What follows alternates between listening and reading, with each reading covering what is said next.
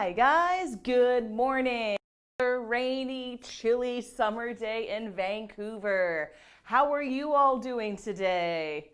Wearing my t-shirt even though it's kind of chilly out. Don't ask me why, I'm just always hot. I hear we're in for some nicer weather this weekend though, so hopefully you guys got some fun weekend plans coming up. I sure do. All right, so it's Thursday morning. What are we going to learn today? As you can see, we have a little bit of a grammar review lesson. We're going to be working on conditional. Now, even though this is grammar, we actually kind of have a fun game prepared for you.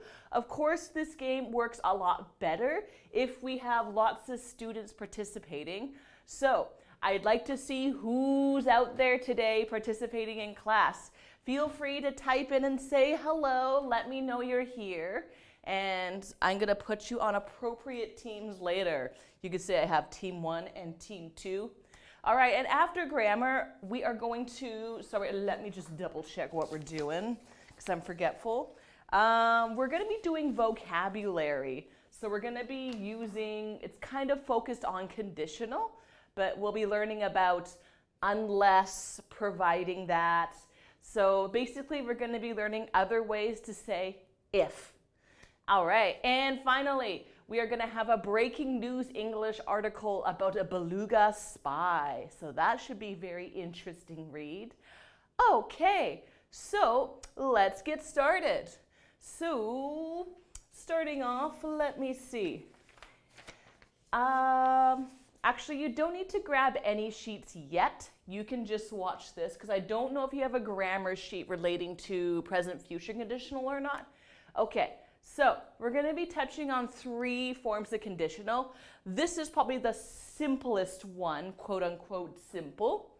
Okay, so basically you're talking about present and future tense with this conditional. So this is how you can form it grammatically. So if I, then you're going to put a present tense verb. So let's say, for example, if I eat broccoli, we're going to be kind of boring here. We're going to be healthy with our green vegetables. If I eat broccoli. So you noticed here, it's simple tense. I, and then future tense. I will, and then the base form of a verb. So I will be healthy. I will be healthy. Simple as that. Kind of a boring sentence, I know. If I eat broccoli, present tense, I will in the future. I will be healthy. Nice, so that's how you can form it. Now, you can also switch the sentences around. So you could even write it like this. I will be healthy if I eat broccoli. If I eat broccoli. So it's totally fine to use the future tense before the present tense. It doesn't matter which order you put the sentences. Both of them are correct. It's just totally up to you. It's your preference. Okie doke. So hopefully you guys got the idea of that. Maybe we can even try and get you guys to do one practice sentence. All right. So maybe, let's see. I'm going to erase this guy here, and I'm going to erase this. So now I'd like you to try and make your own sentence, okay? So here's your sentence. So if I, I will, Okay, so I kind of got the base here for you. Now, I would like you to type in a sentence. Remember, you can switch I will, blah, blah, blah, blah, if I. It's totally up to you, okay? But I'd like you to try and type out a sentence, just anything you like. 3, 2, 1, go ahead. In the meantime, I'm going to take a swig of my lovely 7-Eleven Earl Grey tea. That's the good stuff. I didn't drink my coffee today, so I kind of popped downstairs to the store, got myself a tea, get myself all caffeinated for class, because that's how I do. It's how I run. Caffeine makes me go, go, go. Without caffeine, I stop, and get tired. Not a healthy habit, I know. Okay, I don't see any sentences coming in yet. If you're just slow at typing, that's totally fine. Keep sending in your sentence. Don't stop, please. I'd be happy to read out your sentence later. Okay, so we're going to go down to this part now. Now, there's only one difference. Sometimes instead of saying if, you can say when. And honestly, there is very little difference between these two. Perhaps this kind of refers more to something that will happen in the future for sure. So for example, when we, so same way of forming this sentence grammatically as if. So when we blank to Europe, so for example, when we go to Europe, I think that's a pretty obvious word. When we go or when we travel, when we go to Europe, we will, so once again, future tense, we will, and then present, our base form of the verb, we will, I'm just going to erase this for now, sorry. We will visit many castles, because that's what you do in Europe, am I right? You go and look at a lot of castles. Okay, so there is a difference between if and when, even though before I said there's not much difference. Okay, so if you're going to use, this is when you're not 100% sure it's going to happen. You might do it, you might not do it, but something will happen if you do it. When, this refers to something that is going to happen, like you're almost 100% sure this is going to happen. If, we don't know if it's going to happen or not. So that's the main difference. Okay, and just like here, you can switch it around. So you could say, we will visit many castles when we go to Europe. So just like here, you can totally switch it around. Okay, so I don't see any sentences coming up for number 1 for this part yet, so I won't ask you to do anything for this. All right, so hopefully you guys got a good idea of how this works. Actually, maybe I'll try and ask you guys to do one more. Okay, so let's change it from Europe to, let's do Korea. When we, something to Korea. So let's pretend we haven't been to Korea before. We don't go to Korea often. So when we, something to Korea, we will blah, blah, blah, blah, blah. So I'd like you guys to fill in the blanks. When we, something Korea, we will, what will we do? What do you think? What should we do in Korea? All right, so here, well, not obviously. Okay, so when we travel to Korea, or you could say go to, that's totally fine. Doesn't matter if you use go or travel, up to you. So when we travel to Korea, we will, what we gonna do, guys? What should we do in Korea? There's so many things we could do. There's lots of nice food we can eat. I hear there's good hiking, good shopping. I hear there's castles in Korea too, like in Europe. Different castles, but castles nonetheless. Okay. How about, you know what? Because I love hiking, we will go on lots of hikes. So I've been to Korea once, and I went hiking there a couple times, and it was quite nice. We will go on lots of hiking? No, we will go on lots of hikes. Come on, Mel. Wakey, wakey, eggs and bakey. Okay, so that's just one thing we can do in Korea.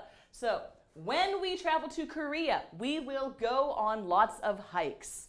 Okay, So that is my example sentence. If you have any other suggestions, absolutely feel free to give me your suggestions, and I'd love to write them up or at least read them out. Okie doke, how we doing? Now, we're done all that. Time for the fun part, woohoo! We are going to take out this sheet. If you don't have this sheet, not a big deal. I can write out the sentences for you. So I'm going to erase this. Take your pictures now if you need to. It's going in 3, 2, 1. All right, all gone. So we're gonna play a fun game with this. Although, like I said before in our introduction today, it's better if we have a lot of people in the classroom, or at least 2 people in the classroom.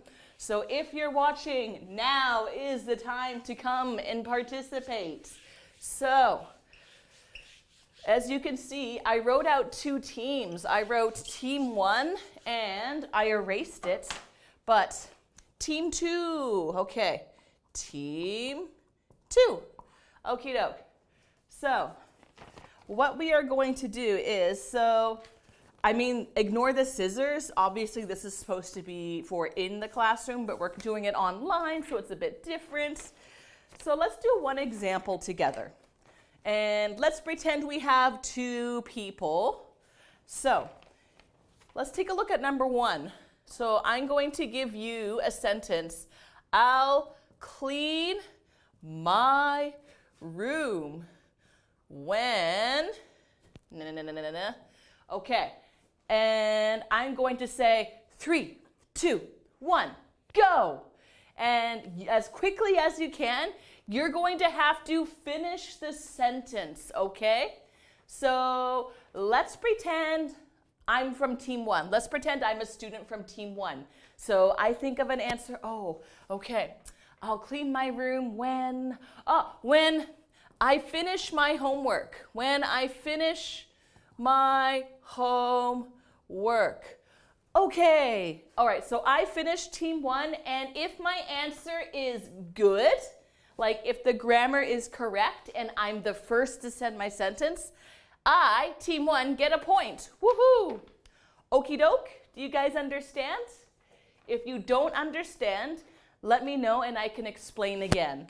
I know it's kind of weird when it's just one person explaining without many people to demonstrate, but yes, hopefully we could have a few people join in. I'm not seeing anybody right now. Okay, so let me erase that. Okay, so that was our example. Now let's play for real. Okay, so let me see. Anyone out there? Speak now or forever hold your peace. Okay, so I will put you on team 1 or team 2 arbitrarily, depending on when you respond to me. Okay, so let's do, are you guys ready? Let's do this. Okay, so here we go. I want you guys to complete this sentence. If I have enough money, okay. Okay, so ready? I want you to go in 3, 2, 1, begin. Type out your answers now. Do it quick. Okay, just gonna have some tea in the meantime.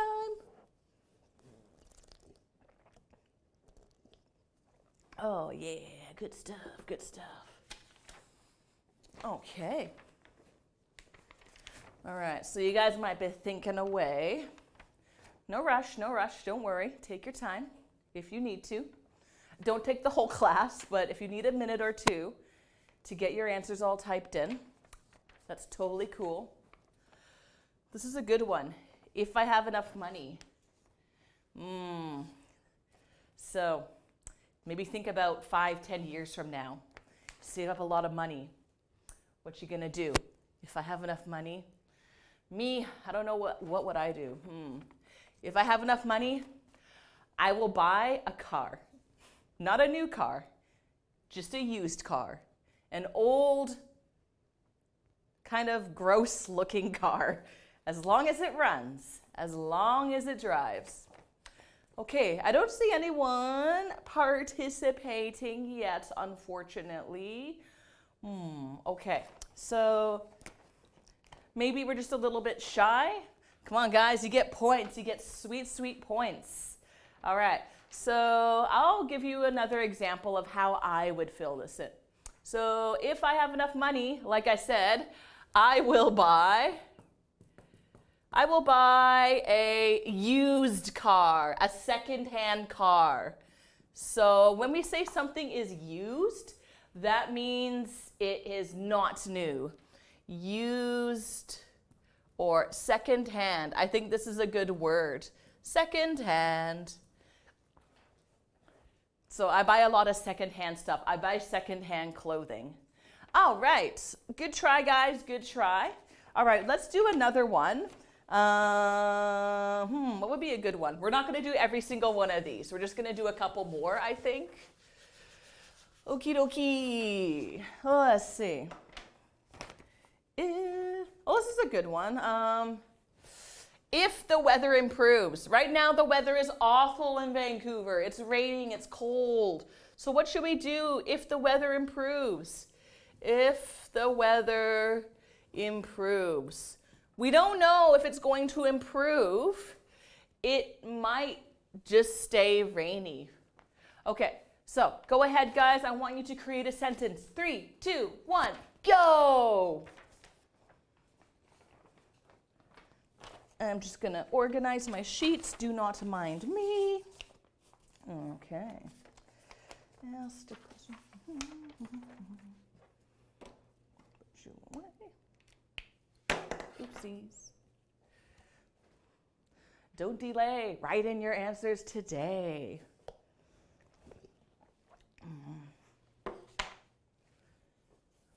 What would I do? If the weather improves, maybe I'll do a barbecue tonight. I'll do a barbecue dinner with my husband. You can't really do a barbecue if the weather's bad. All right, so maybe you're still writing. Maybe nobody's writing. I'm not too sure what's going on. All right, so any thoughts? Any ideas? Any participants? Okay, so you can keep writing out your idea, and I'll give you a point, whoever writes out first. Okay, so if the weather improves, so what did I say? I said, I will do a barbecue dinner. So yeah, I'll pull out my barbecue, I'll grill some sausages and some meat, and it's gonna be awesome. But I don't think the weather will improve tonight, unfortunately. I think it's gonna rain all day. Boo-hoo. Okay, still not seeing any suggestions. So we'll do one more. We'll do one last one, and then we're gonna move on to the next piece of grammar. All right, last chance. Okay. Let's see. Ooh, okay, maybe this is a good one.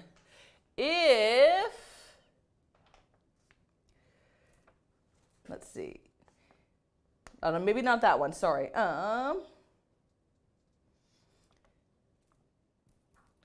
Okay, let's do this one. When I'm old. Okay, keep it a little bit simpler. When I'm old, what will you do? Or what's going to happen? When I'm old. So ready, set, go. When I'm old. When I'm 64, boom, boom. Real song, by the way. Okay. Don't be shy, guys. Write out your answers. When you're old, what's going to happen? What will you do? What would I do?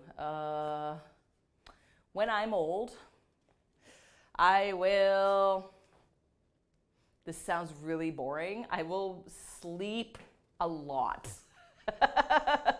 Probably. I will sleep a lot. Not a very good answer. What about you guys? You probably have a better answer than I do.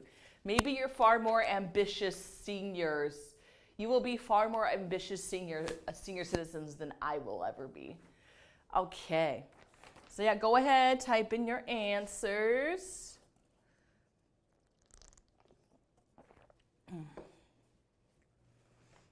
Okay.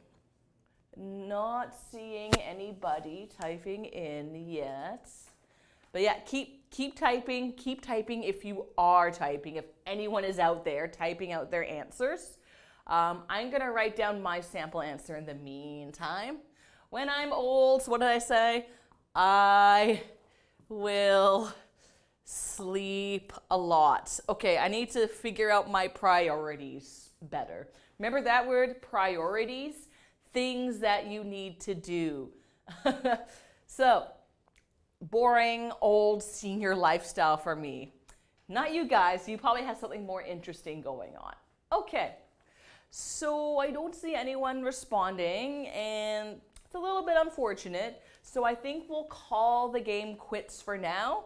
Team 1, 0 points. Team 2, 0 points. Oh no, come on guys. Okay, hopefully for the next game we'll get some more participants. Maybe everyone's still sleeping. Maybe it's still a little bit too early for some folks. Okay, so now we're gonna move on to grammar part 2. I'd like you to take out this sheet, please. So we're going to be doing some more conditional practice. So these ones are a little bit more, not super challenging, but a little bit more. Okay, so we're gonna do mixed conditionals now. So third and second conditional, as it's called apparently. Conditional. Okay, so how does this work? So here you can see there is a structure. So we have our famous if plus past perfect. Do you guys remember what past perfect is? Perfect. I can spell, I swear. And then, so for example, excuse me, ugh. So past perfect, usually it's H80, it's had. So if I had, okay, let's do eaten because I'm thinking about food all the time. Actually no, let's actually do drink, drank, drunk. So that's past perfect. If I had drunk coffee. If I had drunk coffee this morning, then they have present conditional after. Present conditional.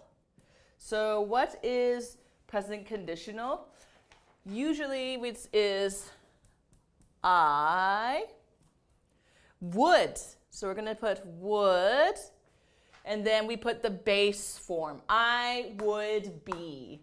I would be more awake right now. I'd be more awake right now. Bleh. Okay. So if I had drunk coffee this morning, past perfect, had drunk coffee, present conditional, I would be more awake right now. All right. And again, you can also switch the sentence. I would be more awake right now if I had drunk coffee this morning. Nice. Okay. Let's do one more. So maybe they would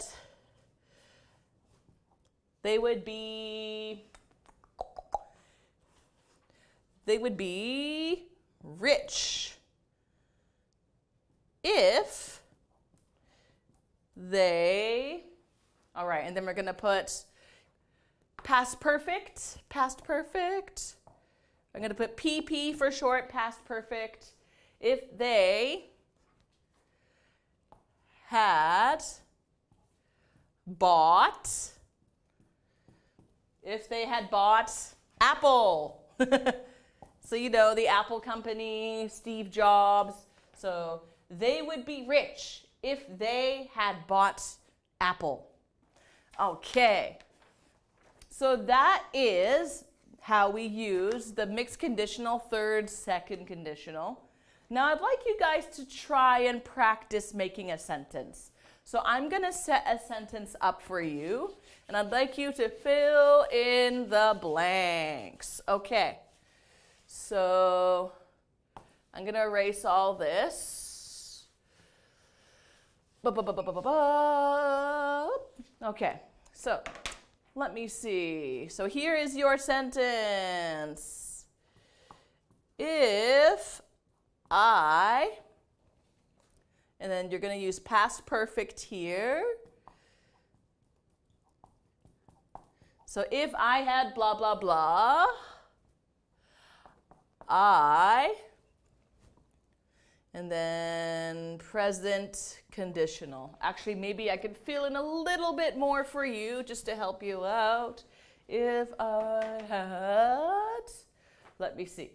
If I had. Let's pretend you were thinking of moving to France.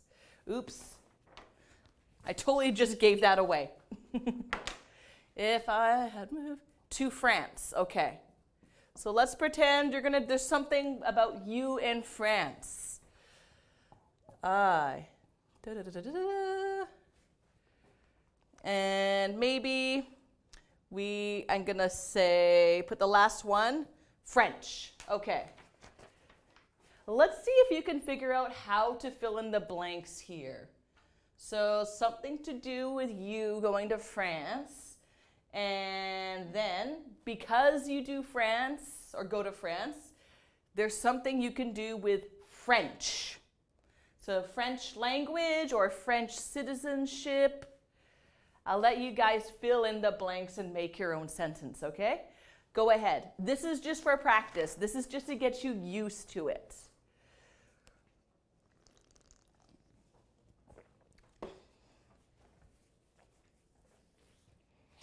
No thoughts so far? No ideas? Okay.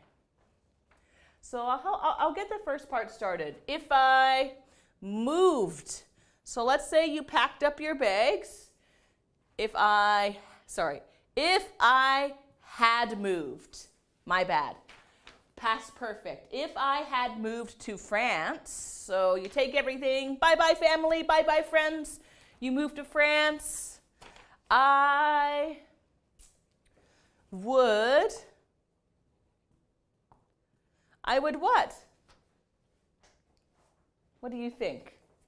There's one obvious answer for this, but you could twist it around and make different answers too. Any thoughts? I see someone said spoke French. Hooray, somebody's here. Thank you.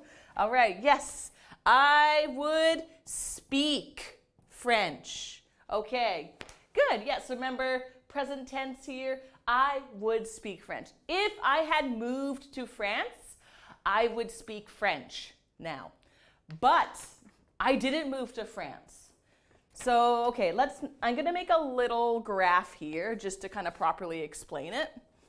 Let me get rid of that. All right, so here is an alternate reality, and here is reality. So this is me, and I moved to France, and as a result, I can speak French. Bonjour.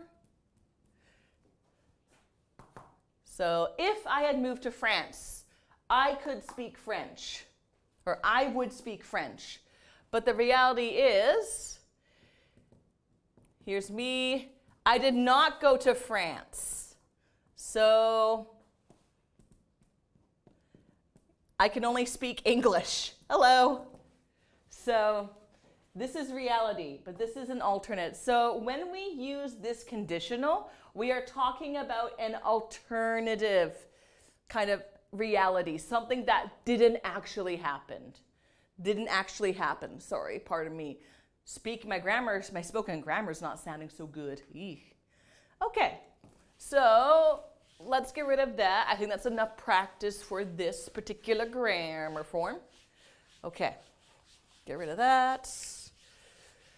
Goodbye to our French dreams. Back to Canadian reality. Canadian reality is not so bad, actually. Okay. Now we're going to do another mixed conditional. Some mixed conditional. Okay, this will be the last grammar-ish review thing. Second, third conditional. Okay, so this is going to be a little bit different. So once again, take a look at the structure here on your handy-dandy sheet. So this is how it works. So if plus past simple,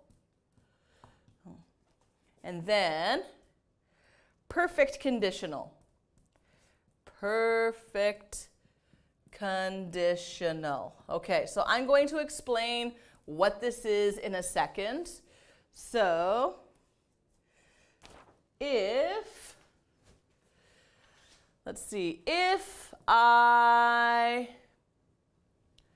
were,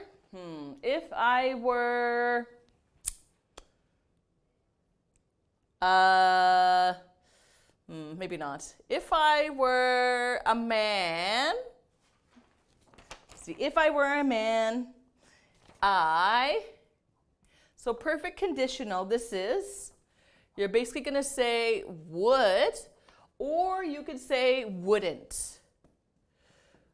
Wouldn't have, and plus past participle, PP. So if I were a man, I probably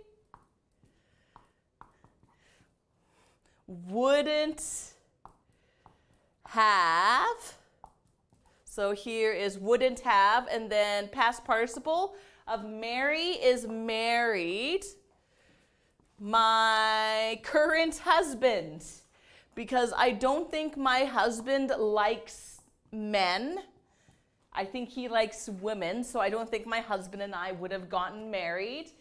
If I were a man, I probably wouldn't be married to my current husband.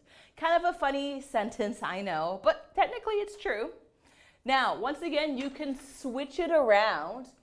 I wouldn't have married my current husband if I were a man. Okay. Now, let's see, maybe we can get you guys to practice. All right, so I'm going to get rid of this. And get rid of that. Okay. Let's see.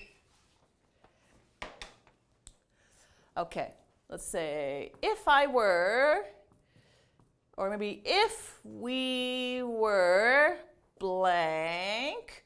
So maybe you could use an adjective or a noun here. Let's see. If we were,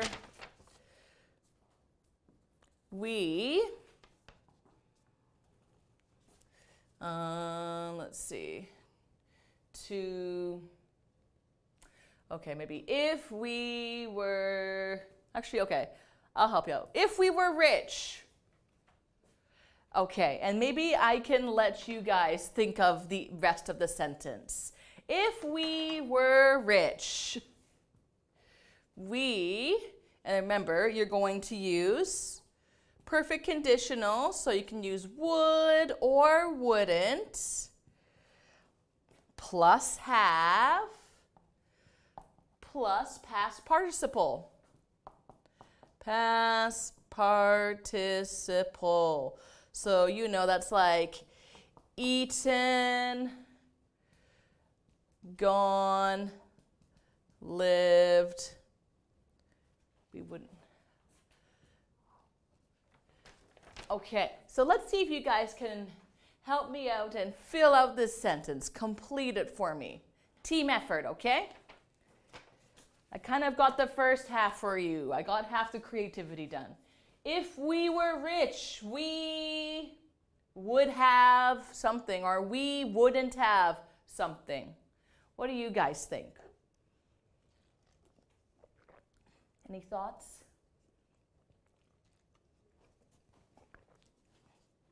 We would have. We would have. Let's see. How about we would have bought a mansion. So that is a mansion is a big house. Really big house with a huge yard. We would have bought a mansion with a pool. Why not? Everyone's dream, right?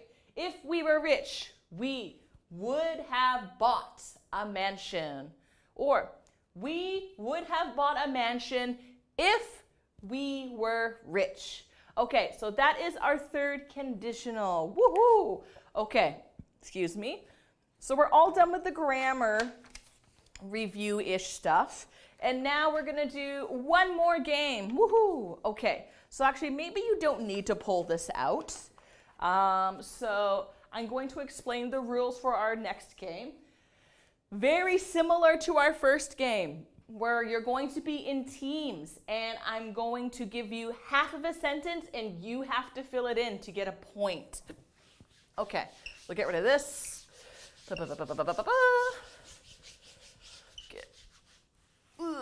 Okay, so let's see. Team 2, you're gonna be over here once again. Team 2. Okay, so I'm gonna quickly demonstrate. Okay, so this is going to be a mix of the first conditional, so the one where it was simple present and simple future, and it's also going to be a mix of these two conditionals here. So be careful with the grammar you use. So this is a review of everything that we've reviewed today. Okay, you guys ready? So here's the first one. First, so if I saw a UFO, okay, so if I saw a UFO, so this is going to be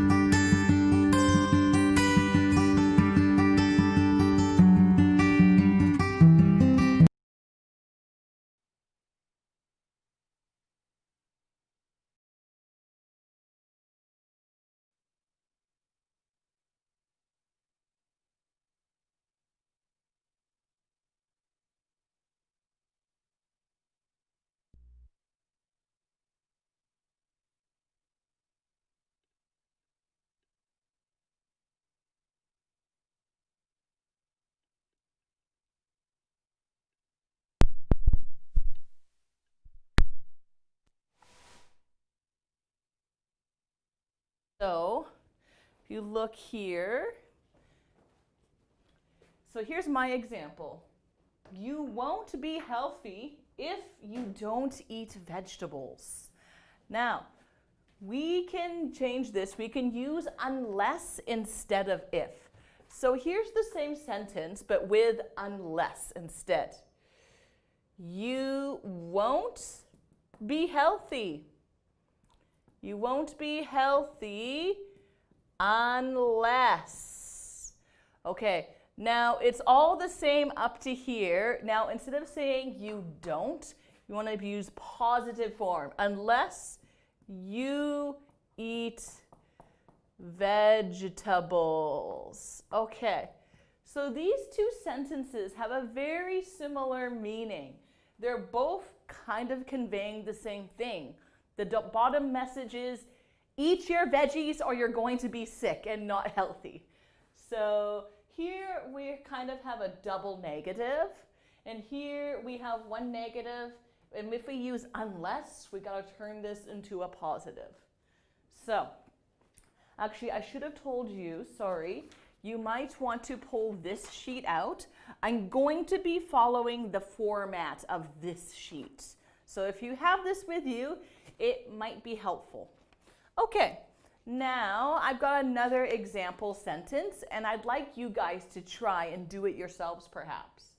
Okay, so his dog won't obey him and if he doesn't give it a treat. So basically, here we have somebody, and here's their dog. Woof, woof. Very silly dog. Okay, so maybe he wants his dog to sit. So he says, sit, but the dog doesn't do anything. So he has to have a treat. You guys know what a treat is? A treat, it's like a small, cookie, biscuit, candy. So for a dog, a treat is really yummy. Dogs love treats. I'm going to put that down. Treat. So this is the noun I'm talking about. So treat, it's a good thing. It's like a nice thing that you get to eat. Okay. So how can we change this sentence using unless? I want you guys to try and figure it out. So remember here, we had two negatives. Here, we also have two negatives. His dog won't obey him if he doesn't give it a treat. So what are we going to say here instead? So I'd like you to try and type this out. So I'm going to start, but please give me an answer as well. So his dog won't obey him. And then I want you to try and fill out the rest of this using unless. What do you guys think? So I'll give you a moment to type out, finish this up. So unless is kind of similar to only if. So kind of like a very similar sort of basis. But you have to change it a little bit. Let's see, any thoughts? Okay, somebody said, unless you give him a treat. Good, nice. So his dog won't obey him unless he gives it a treat. Very nice, good. Okay, so if he has a treat, then yes, the dog is going to sit. Good dog. Nice, okay, good. Okay, so this is unless with present tense.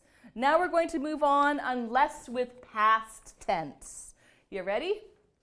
Okay, so let's get rid of this. So how about me, my example sentence? I won't go outside unless it's sunny. I won't go outside if it isn't sunny. So that's my example there. Okay. So unless plus past tense. Okay. Past tense. How to do this? Okay. So we're going to start with I. So and then we're going to have past tense. Okay, so let me think of, I would not. Okay, so past tense of will be would, then would not. I would not eat. Okay, what's something gross? Liver. Oh, I hate liver. I would not eat liver if I was not hungry. Okay. If I was not hungry. Okay. So I would not eat liver if I was not hungry. So you guys know what liver is, right? It's kind of in here. It's an organ. It's shaped like this. It cleans your blood out. Beef liver can be popular, I know, but I hate it. Ugh, it's disgusting. Okay, so I would not eat liver if I was not hungry. Now, we're going to change it with unless. So that means we're going to change this negative into a positive. So, I would not eat liver unless I were starving. Okay, so starving means like really hungry, like you're going to die if you don't eat. So here's my unless. Now this is a positive. So I am starving. Okay, I'll eat the liver, whatever, as long as I can live. So that is a positive. Okay, now let's do an example and see if you guys can fill it out. Okay. Let's see. We would, maybe yes, we would not buy a house if something something. Actually, maybe I can fill out the rest of it. We would not buy a house if it were not cheap.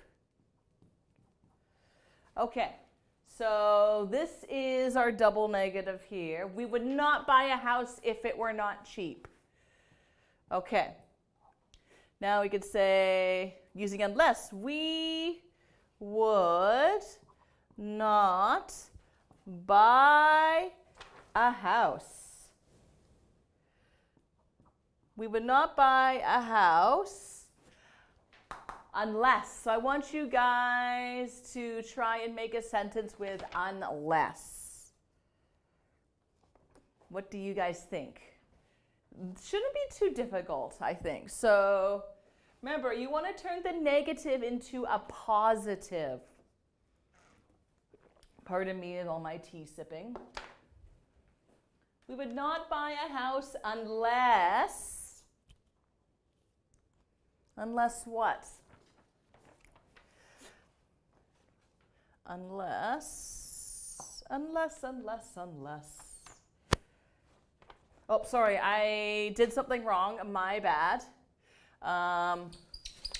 Not were, sorry, it's supposed to be simple past. Unless I was starving. We would not buy a house if it was not cheap. Sorry, guys, sorry. Bleh. Okay, simple past, not past participle.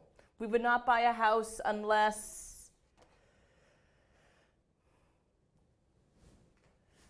if it's, oh my goodness, I'm so sorry, guys. We would not buy a house if it was not cheap. Okay, it's correct now, I promise. Sorry if I'm confusing y'all. Now, so we would not buy a house unless it, oh, someone said was cheap. Good. Unless it was cheap. Nice. Excellent. Good, good. Okay. So that is unless with past tense. Okay.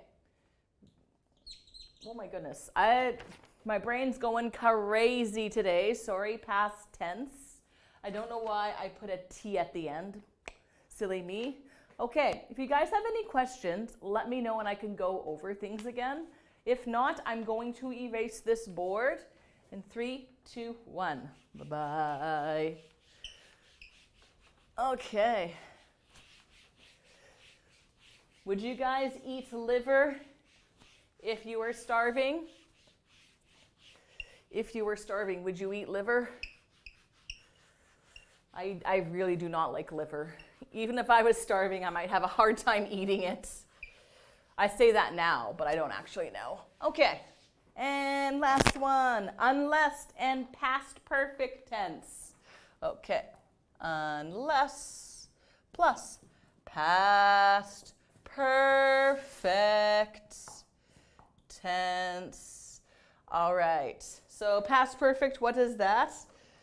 So typically that is, would have, like, would have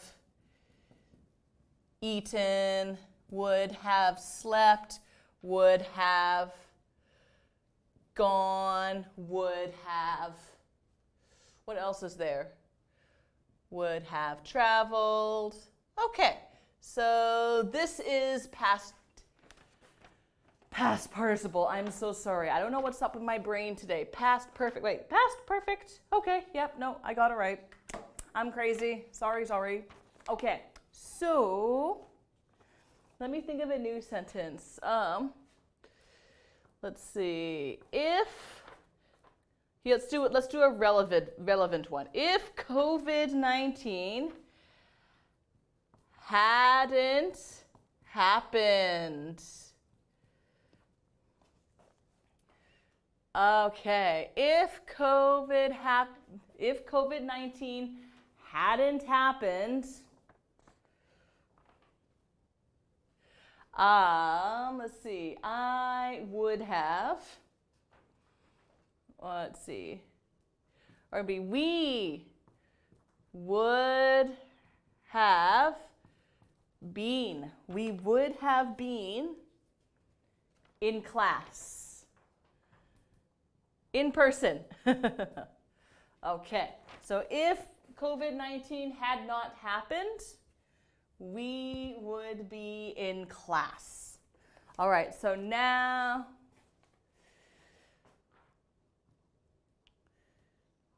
this could be a bit tricky. If COVID had not happened, we would have been in class. Okay, so let's change this to unless. Actually, that was a bad example. I'm sorry. I shouldn't have done that example. Not a good one. Okay. Okay, let's try again. Okay. I'm going to go with one of these examples. I'm sorry. I thought my example was a good one. It is not a good one. Okay, so let's pretend. Okay, so we're riding on a train. We're going to go to the movies. We want to watch a fun movie. So we're going to take the train. But, the train broke down. So, if the train hadn't broken down,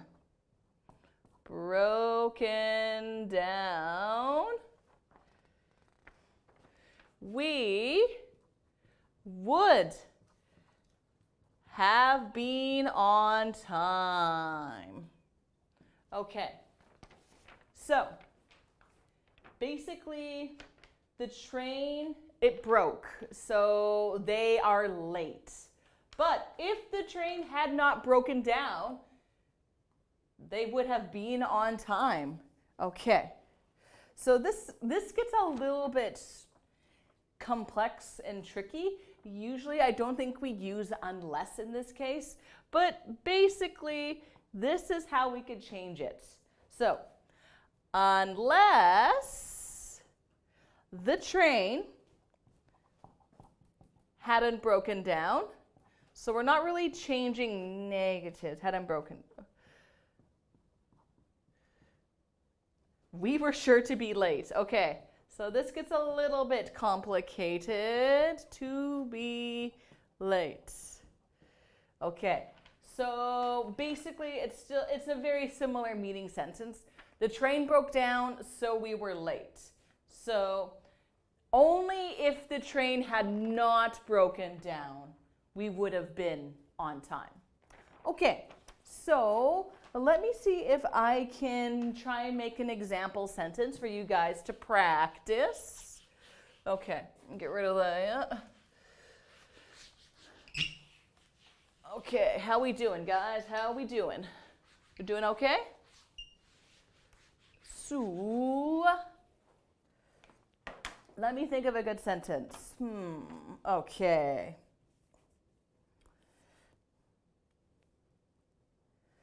Let's see.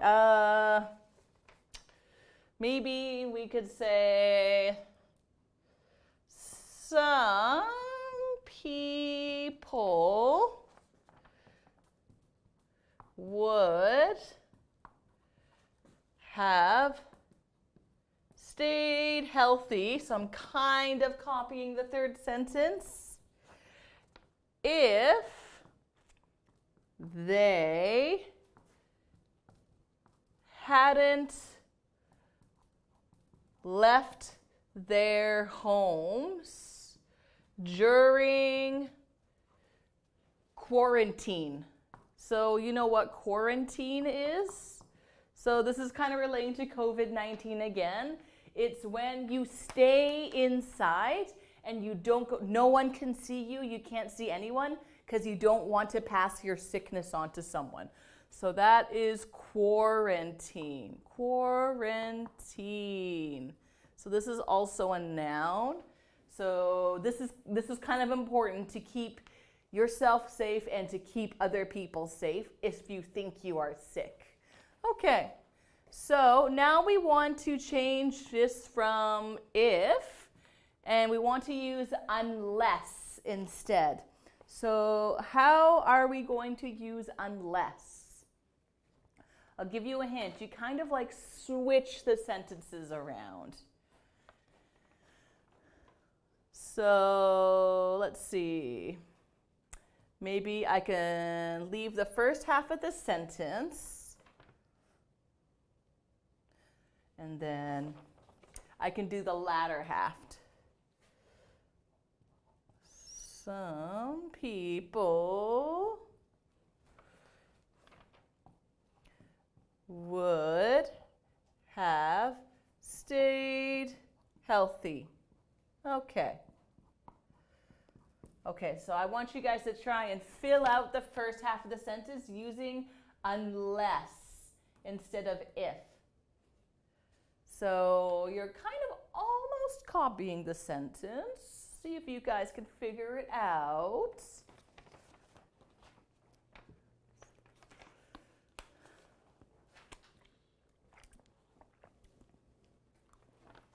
All right.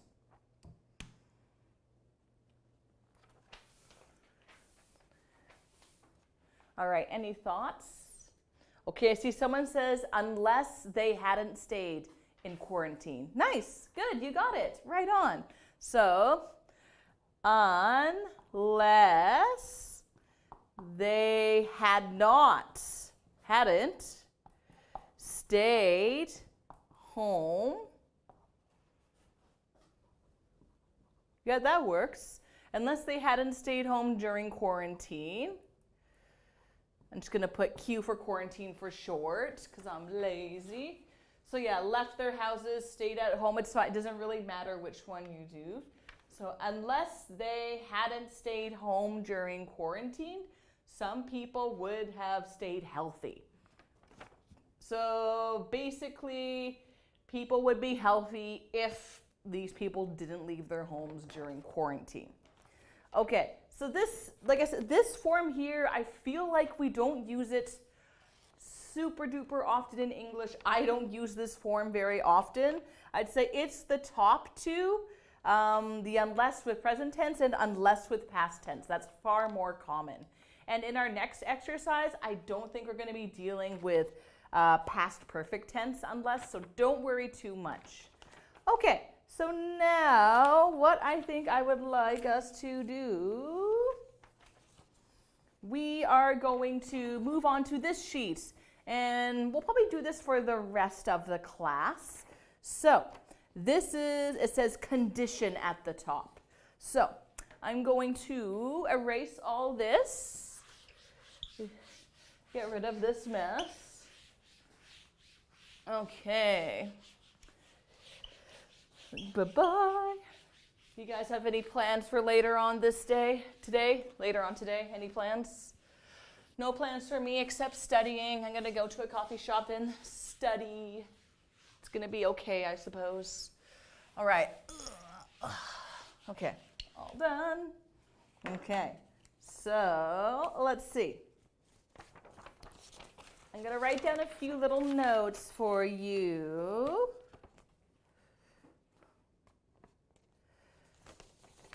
All right, so providing that. Okay, so we have some words. So I'm going to be teaching you some words that are similar to unless. Okay. So providing that and provided that. Okay. So these are very similar to the word if. All right, so I'm going to give you an example of how we could use this. So let's say I will go hiking tomorrow. I will go hiking tomorrow if it's sunny. Only if it's sunny. Okay, so here, instead of if, we can easily switch if with these two words. So I will go hiking tomorrow, providing that, or provided that, it's sunny. So you can easily switch if and providing that, provided that. There's no need to change anything with grammar, super easy. These are just different ways you can say if. So it's some new vocabulary for you. I'm going to write it down here. Providing or provided that. So basically it means if. It's basically used the same way as if. Okay. Let me see. Actually, and there's a few more that we could also use. Okay. So, providing that, provided that, and as long as. This can also be used with if. So, I will go hiking tomorrow as long as it's sunny. As long as it's sunny. I'm just going to put it's sunny over here and get rid of this. Okay.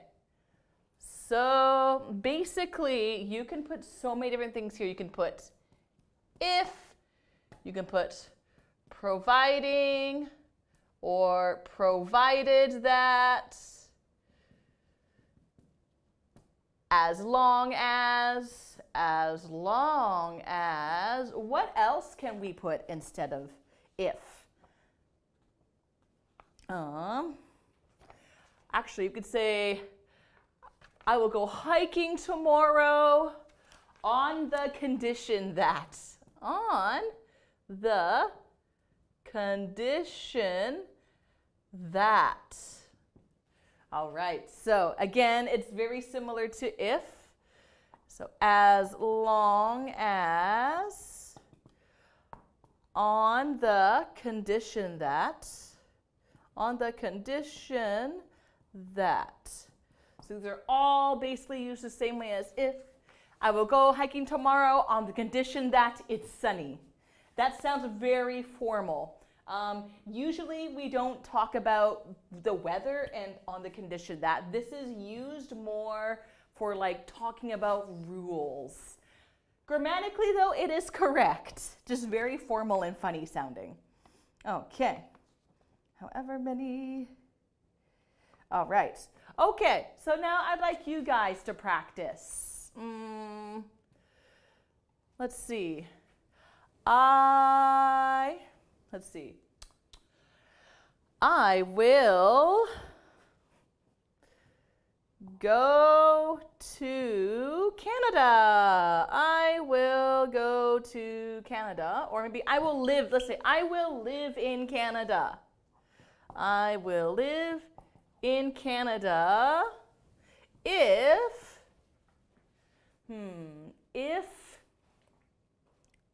let's see, the weather isn't too cold. The weather isn't too cold. Well, Canada's a pretty cold country, so might be in for some disappointment, but oh well.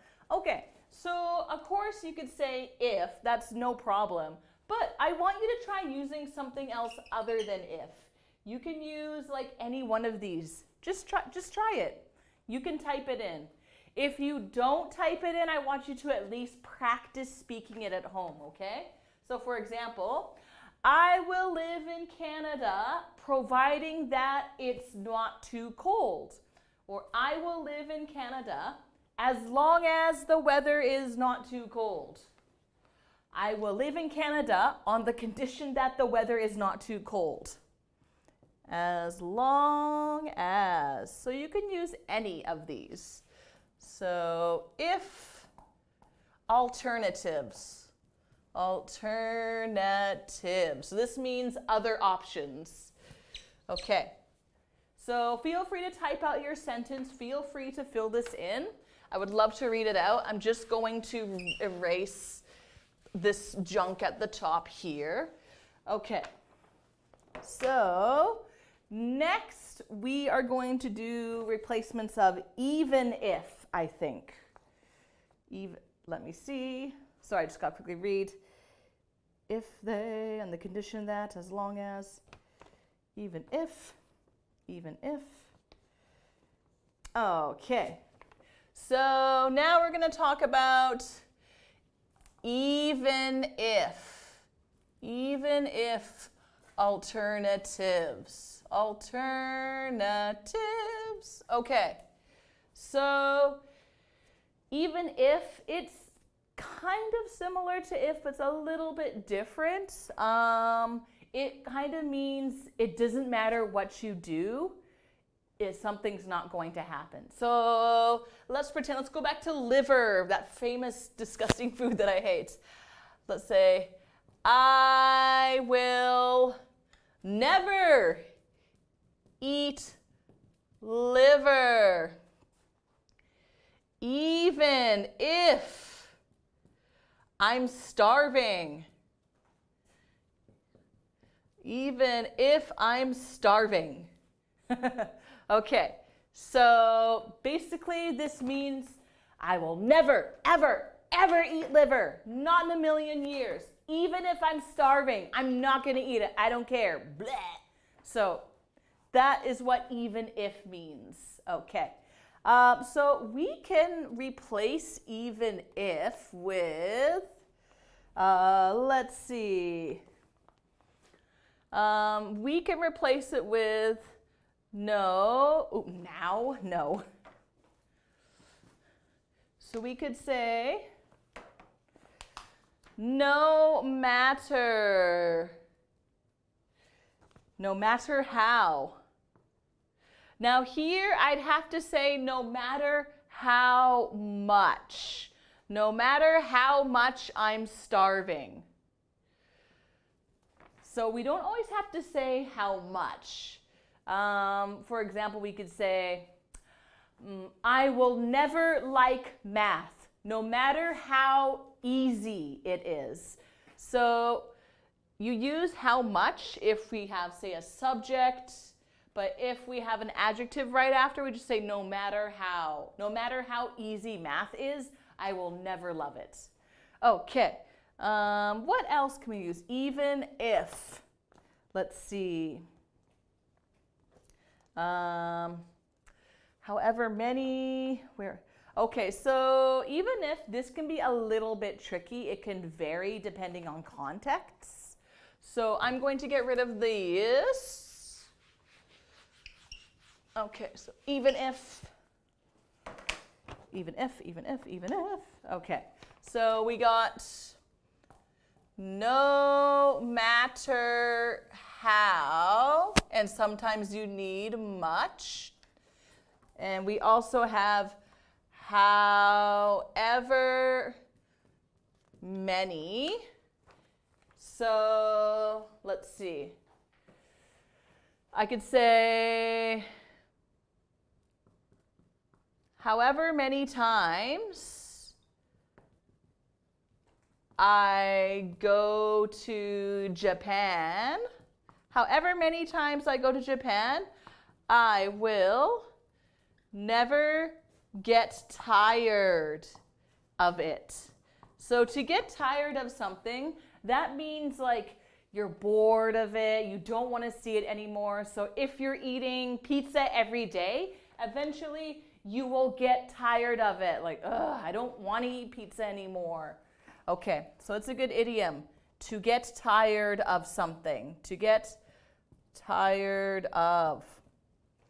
So, no matter how many times I go to Japan, however many times I go to Japan, I will never get tired of it. I love the country. It's really interesting and fascinating. So here you could say, even if I go to Japan 20, 40 times, I will never get tired of it. So that's what however can replace even if. Okay, and finally, however many, wherever. Okay, wherever. So let's say, you can get sushi anywhere in Canada.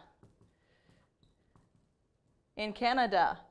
Even if you are in a small town. This is kind of true. It seems like many small towns have at least one sushi store or one sushi shop. Maybe not every small town. Okay, so you can get sushi anywhere in Canada, even if you are in a small town. So instead of saying even if you're in a small town, you can shorten it to just wherever you are. Wherever you are. So you don't have to specify small town, big town. You can just say wherever you are. You cut the sentence short. Okay, so that is our little grammar practice. Okay, so now that I have these notes up here, I think we are ready to move on to the actual exercise itself. So here's what we're going to have to do. Let me just get rid of these examples. Okay. Excuse me. And get rid of that. All right, I think we have enough room for our exercise. Okay, so we're going to do number one together. Number one, the word is providing that. So that's replacing if. Okay, so you can borrow my dictionary if you return it before you go home. Okay, so I'm just going to write out part of the sentence. So you can blah, blah, blah, blah, blah, blah, blah, blah. If you return it. Blah, blah, blah, blah, blah, blah, blah, blah. So here, what do? We're going to replace this with providing that. Okay, so here's how we can do that. So you can borrow my dictionary. Providing that. providing that you return it. You return it before you go home. So that's all you have to do is just replace if with one of these, okay? So that should be pretty easy. The first 5 are going to be easy. 6, 7, 8 might be a little bit more tricky. Okay, so let's do number 2. So number 2 is provided that. Provided that. Okay. I should get my assignment finished this weekend. I should get my assignment finished this weekend. No. Enough time. Enough time. Okay, so you might need to add more than just provided that. Make sure you're also adding in the subject and verb as well. So, I should get my assignment finished this weekend if I have enough time. Now, you want to get rid of if, bye-bye if, and put provided that. I should finish my assignment this weekend. So I'm going to let you finish up the sentence just from here. You don't have to type out, don't type out this part. Just start typing out from here. Provided that. So I'm going to let you fill that in, okay? Go ahead and start typing away. And I'm going to hydrate because that's important.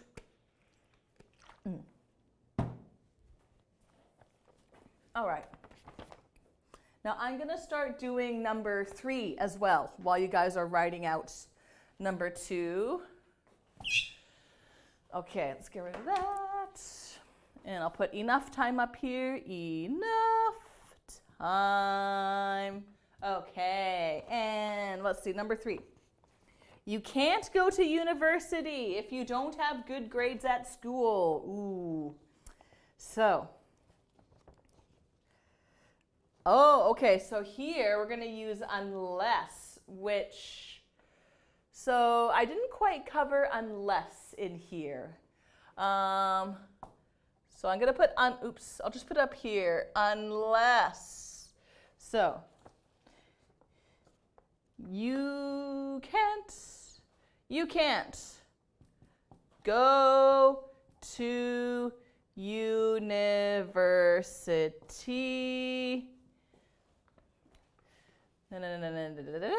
Okay, so remember with unless, you kind of have to do the opposite. It says, if you don't get good exam grades at school. Now you want to do the opposite of don't get good. You want to say, unless you... Okay, I'm seeing some answers coming in for number 2. And they said, provided that I have enough time. Good. So, I should finish my assignment this weekend, provided that, thank you, provided that I have enough time. So, if I have enough time, provided that I have enough time. Nice, okay. So, you can't go to university unless what? So, remember, don't say unless you don't get good grades. Don't say that. You need good grades, so we're going to say you can't go to university unless, is it you get or you have? Yes, unless you get good exam grades. Exam grades at school. Okay, good try, guys. So yeah, remember with unless, you kind of have to flip the negative to a positive. Alrighty, good stuff, good stuff. Let's do number 4 and number 5. Number 4, number 5. Get rid of that, get rid of this, get rid of everything. Okay. Number 4, on the condition. On condition that. On condition. Okay. So, Students, I'm just going to put SS for students. Students can use the common room in the evening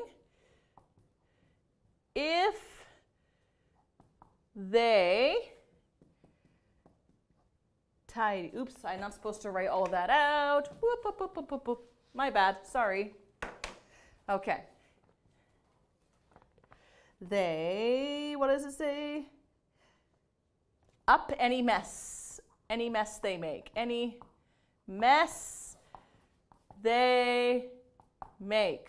Okay, so we're going to use on condition that. Usually I say on the condition that, but I guess you can use on condition that. That's okay too. Okay, so how are we going to change this sentence from if to on condition that? Students can use the common room in the evening if they tidy up any mess they make.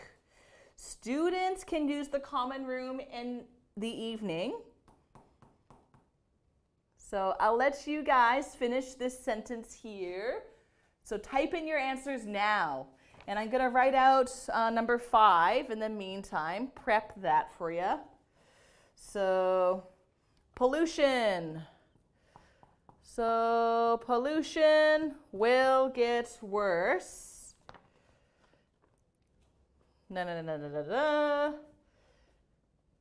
To live. Okay, to live in a throwaway. Okay, so pollution will get worse if we continue to live in a throwaway society. So what does throwaway society mean? That means we are throwing away like tons of garbage, just no recycling, no reusing, just buy new things, put them in the garbage, and the pollution gets worse. So, and the word we're using is as long as, okay, as long as. So we're replacing if with this. All right, so I see someone answered number 4, was it? Yes, students can use the common room in the evening on condition that they tidy up. Good.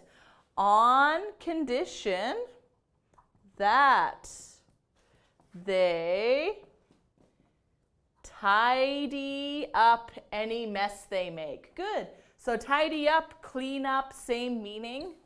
So, okay, good. Now let's see if you guys can do number 5. Pollution will get worse if we continue to live in a throwaway society. So change if to as long as. Any responses? So pollution will get worse as long as. Yes, somebody said as long as we continue. Good. As long as we continue to live in a throwaway society. Very unfortunate, very sad, I know. Okay, so good stuff, guys. Let's do number 6 and 7 and 8. We'll do 6 and 7 first. We'll do number 8 at the end. Okay, so number 6.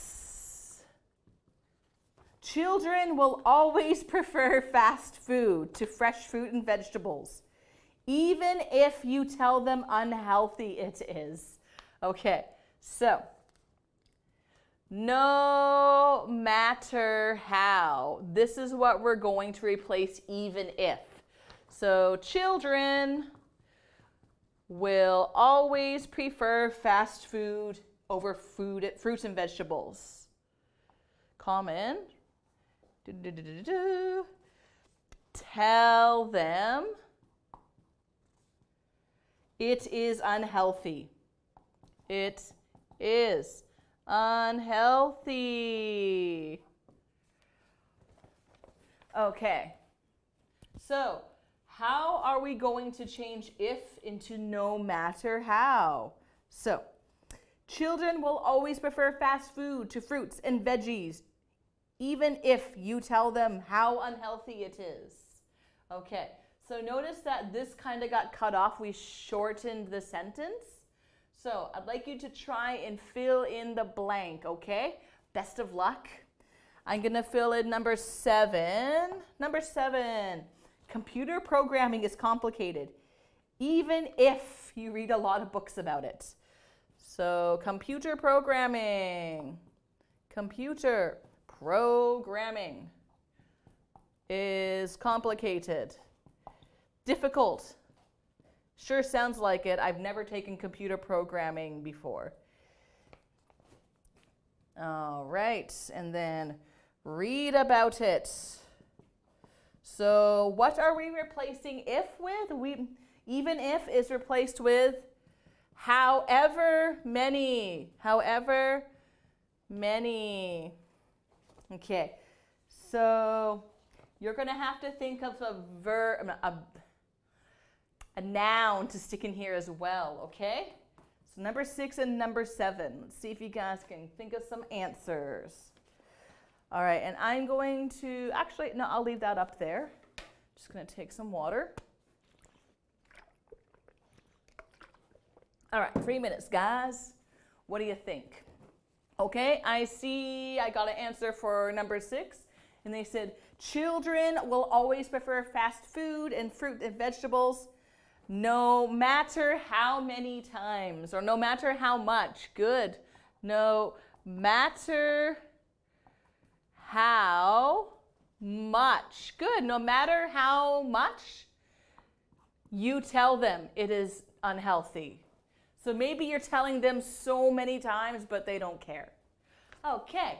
And number 7. All right. I see someone also got an answer. Good, good. Thank you.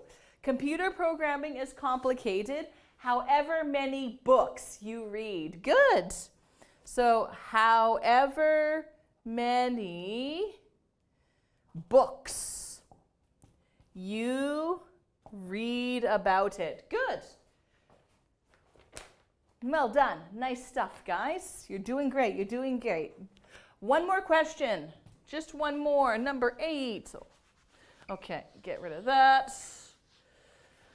I'll just leave number 7 up there because I'm lazy. Number 8.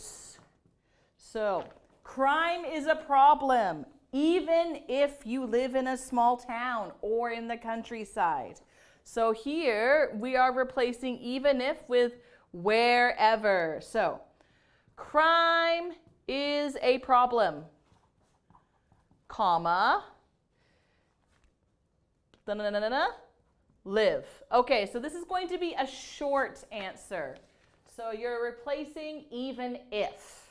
So we don't need to mention the countryside. We don't need to mention, what else did I talk about? Small towns, we don't need to mention that. We just have to mention one of these words. So what we will say is, crime is a problem wherever who? Wherever you live. All right. Good stuff. All right, so that's the end of the sheet. Okay, so we're going to take a 10-minute break, and I'd like you to pull this sheet out in preparation for our final class. Okay, so hope you have a nice 10-minute break, and we'll see you soon. Bye-bye.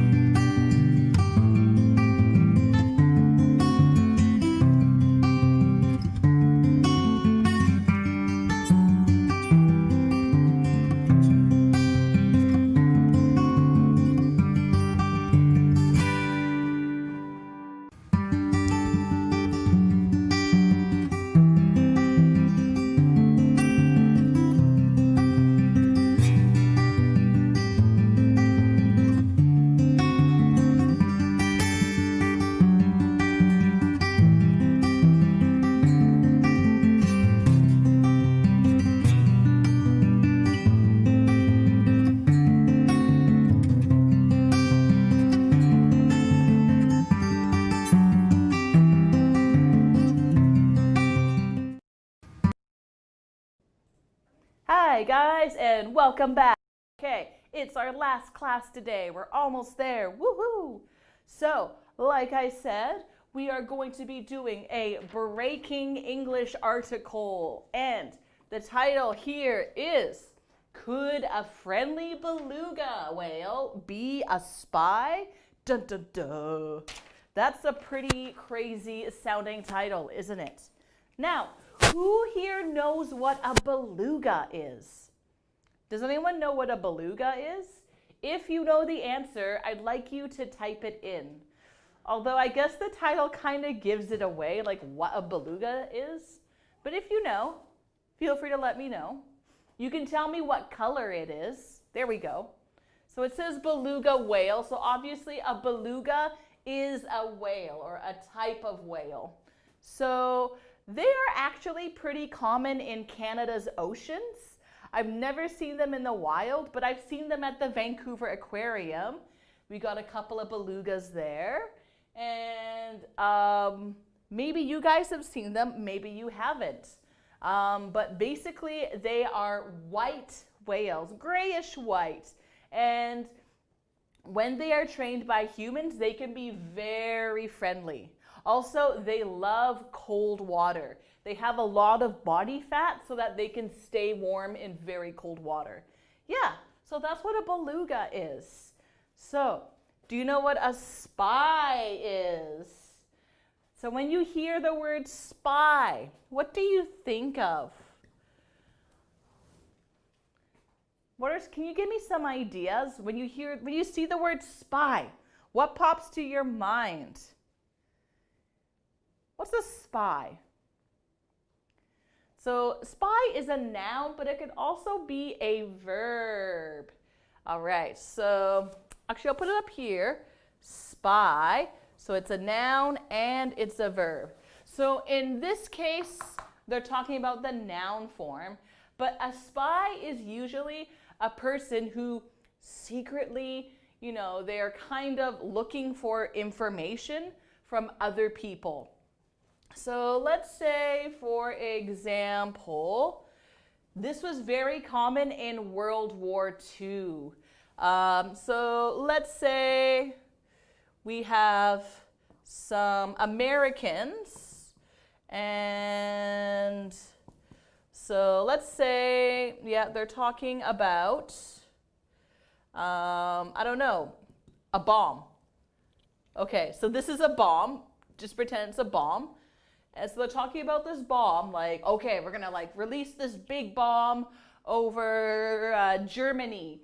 And let's say we have another person who is listening. And now this person, let's say they're actually from Germany. So what they're gonna do, so they hear this information, and then they're gonna go and they're gonna tell another person, maybe that's also from their country. So these guys are German, and so he's gonna talk about, I heard the Americans are gonna drop a big bomb on Germany. So secretly getting information from other people.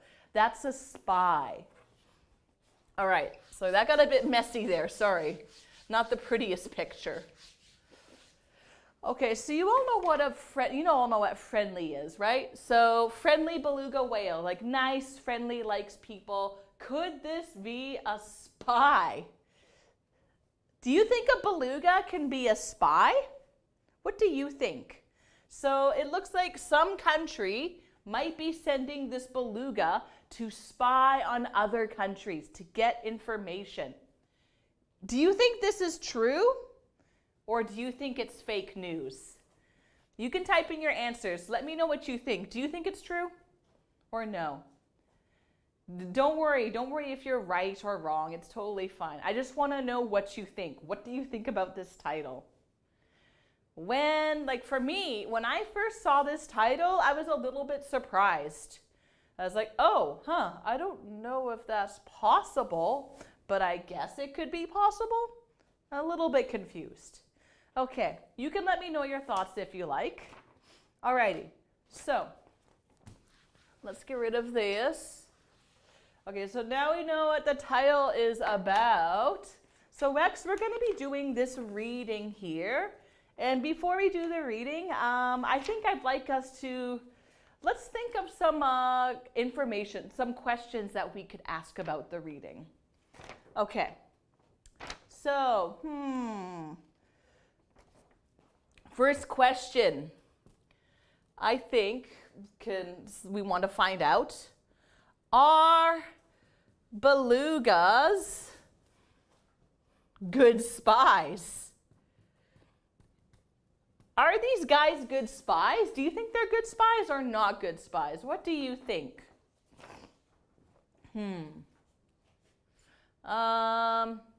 What's another question? What's something else that can make us curious about this? Okay. Okay. Where is the beluga from? Where is the beluga from? So, if this beluga is a spy, which country is it from? Is it from America? Is it from Canada? Finland? Where is it from? What else? What's another good question to ask? Maybe why? Why is the beluga a spy? Why is the beluga a spy? If it is indeed a spy, why? Okay, so those are some questions that maybe we could identify while we're reading the article. Okay, so I'm going to read it out. While I'm reading the article, see if you can answer these questions. Okay, here we go. In 3, 2, 1. A professor at a university in Norway believes a beluga whale that was found in the Arctic Ocean near Norway's northernmost point could be part of Russia's spy network. Oh, okay. So it sounds like the beluga might be from maybe Russia? Wow. So they found the beluga near Norway. So that's Sweden, Finland, Denmark. Remember last week we did articles on those? Happiest children in the world. Okay. Local residents reported that the beluga was extremely tame and enjoyed being petted.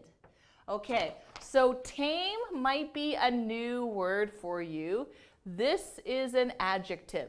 So a tame animal is one that is friendly, you can touch it. So dogs and cats, they are tame. Usually they are tame. Lions and tigers, not tame. Usually not tame. So that is what tame is. Professor Alden Rickardson said the creature was fitted with a harness and mount for a spy camera. Okay, so a harness and a mount. So this is a harness and then a mount. Okay, so let me redraw this picture. Maybe, so let's say maybe it has two harnesses. So it has a harness and then this is a mount. So it's something that kind of comes off the ground for something to sit on. And then here is the camera. So let's pretend the beluga looks like this. So it's wearing a harness and it has a mount on the harness and the camera's on its back or its head maybe. Okay. So the creature was fitted with a harness and a mount for a spy camera. He said, it is most likely that the Russian Navy in Murmansk was involved. However, news image shows there is equipment. So the images say that it says, equipment of St. Petersburg, written on the harness in English. Okay. A local said, the talk in this hamlet is that it could have escaped from a Russian military facility, or it could have swum from St. Petersburg, Florida, because of the English language text on the harness. Okay, so maybe this beluga came from Florida, USA. That's very far, but I guess it's possible. Okay, so there's two things that could have happened to this beluga. So so this is a Russian, what did they say? Russian military facility. So Russian military. So maybe the beluga came from there. So this is my beluga. I know it looks like a fish. Russian military facility. So maybe they keep other belugas and weapons and spy things there. And situation B is that it came from, so here's the United States. This is Florida. And maybe it swam all the way to Europe. So this is Norway. So maybe it swam all the way up here. There's my bad beluga, sorry. So maybe it came from Florida, USA, or maybe it came from a Russian military facility. So we don't know what happened though. What do you guys think?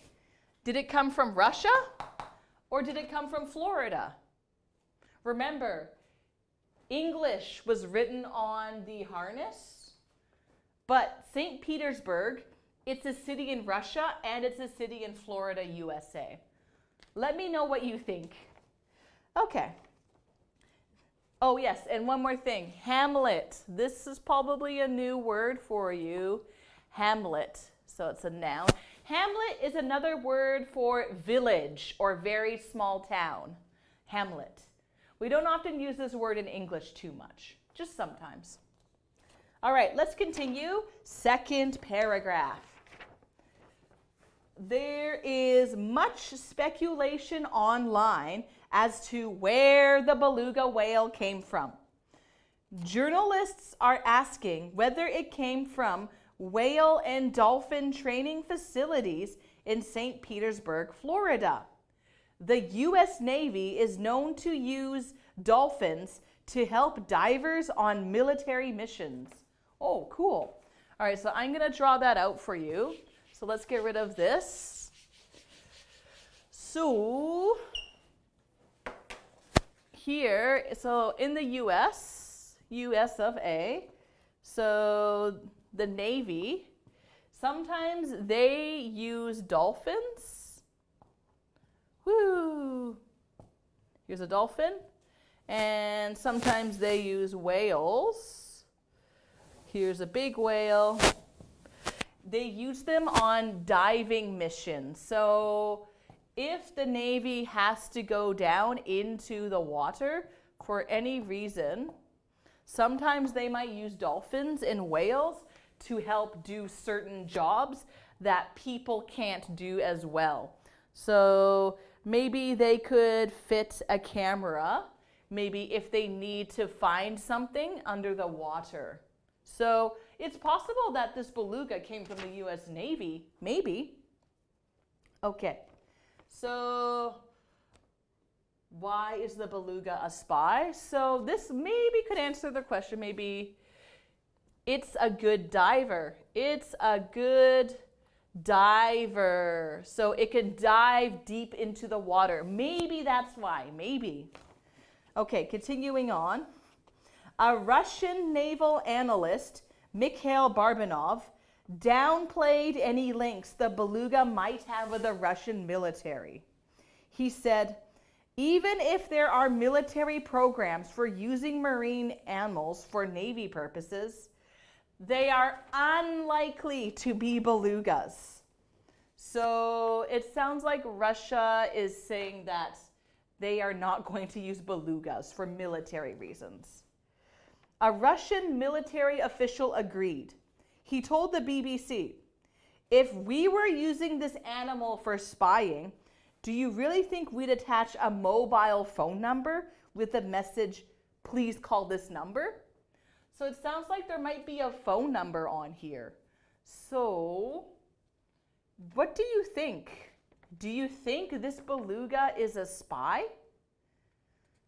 It sounds like it might not be a spy, because the Russian military is saying, no, they are not good spies. So the Russian military thinks that maybe they are not going to be very good spies. Okay, so that's interesting. So maybe it isn't really a spy. People might be overreacting. But what is it then? Why do you think the beluga had a camera attached? What do you guys think? If it's not a spy, what could this beluga be? Feel free to type in your answers if you have any thoughts or opinions on this. Okay, good stuff. So I'm going to erase the board. Get rid of all of these beluga, whale, dolphin pictures. Okay, and I'll get rid of that. Get rid of this. Okay, actually, I should write down a few more words. Harness. So I already described what a harness is. This was the kind of belt thing that was put on the beluga. These can be used on dogs. They're often used on dogs. Very common, by the way. Mount. So it's something you put on top of something. So mount. So it's also a noun. Okay. Okay, so now we are going to do true or false. So all you have to do is write true or false. Pretty simple, right? Okay, let's do this. True or false? Okay. A professor at a Finnish university said a beluga whale could be a spy. True or false? Okay, so these are all going to be in order of the story. So for A, you're going to find the answer near the top. And subsequently for H, you're going to find it closer to the bottom, okay? So A, professor at a Finnish university in Finland said a beluga whale could be a spy. True or false? If the answer is false, please tell me the correct answer, okay? So let's see if we have any answers coming in. And I'm also going to prepare B. Okay, B. Local people said the beluga whale was totally wild. True or false? What do you guys think? Okay, someone has said false for number 1 or letter A. Good, thank you. So why is it false? Yes, that's right, thank you. It is a professor from Norway. So a Norwegian professor. So not Finnish from Finland, but Norwegian from Norway. Okay. And B, we have another answer. False. Good. Thank you. False. But why is it false? The beluga whale is not wild. It is. New word. Tame. It is tame. Extremely tame, apparently. All right. And C. The beluga whale was fitted with equipment to hold a camera. True or false? I think this should be pretty easy. You know, you can look at my drawing up there that I did for you. Okay, and let's do letter D.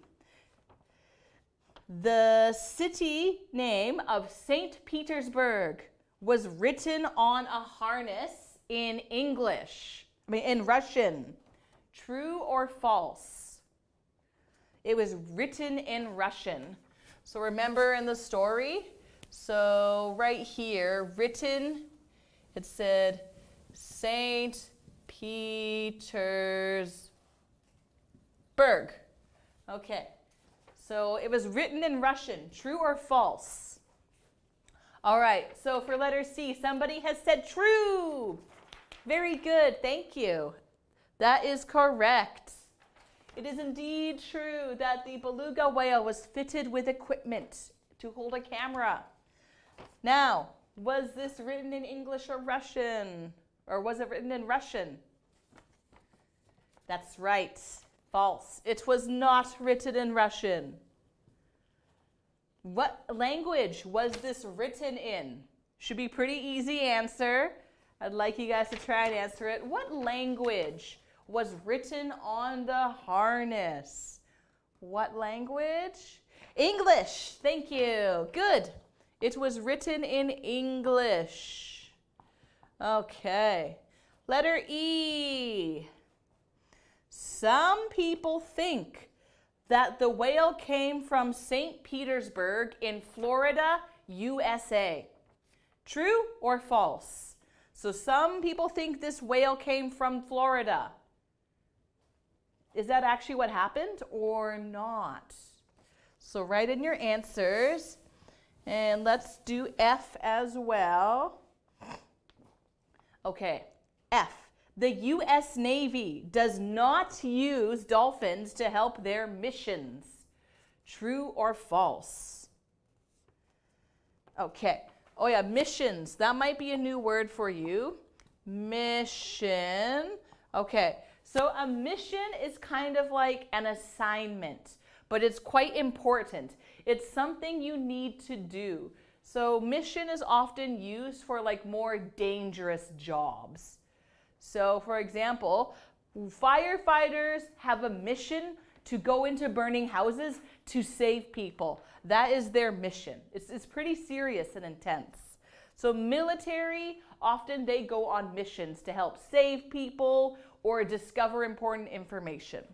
All right, so F, the U.S. Navy does not use dolphins to help them on their missions. True or false?